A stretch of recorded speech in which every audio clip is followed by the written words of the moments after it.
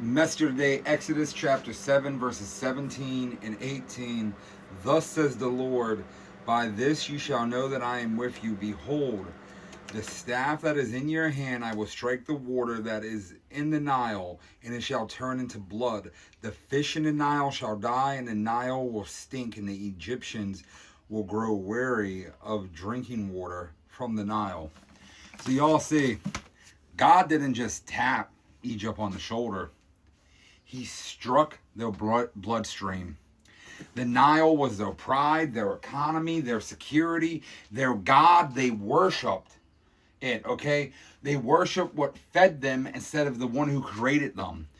They honored the river through Happy and called it the giver of life. They believed Khnum controlled its source. They tied its fertility to Arius, right? This is the false gods that the Egyptians had, and many are more still to come. So God didn't argue theology with them. He bled their river. Water turned into blood. The water that they drunk, blood. The river that they praised, death. The thing that they trusted the most, exposed. And this wasn't random wrath. This was God saying, you will not worship what I made. And here's the part most people miss. The magicians copied. They made more blood, more corruption, more death. And you see, that's how the enemy works. He can imitate power. He can reproduce destruction. He can add to the mess, but he cannot restore. He can make the river bleed, yes, but he cannot make it clean.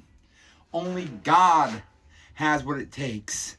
Only God can reverse what he strikes. Only God brings life back to what is dying. And Pharaoh watched his nation choke on rotten water and harden his heart. That's pride at its ugliness.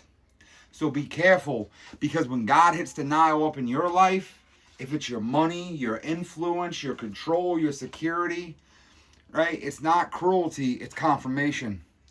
God will expose whatever you trust more than him. So the question isn't whether he can strike the source. The question is whether you'll bow or will you bleed with it.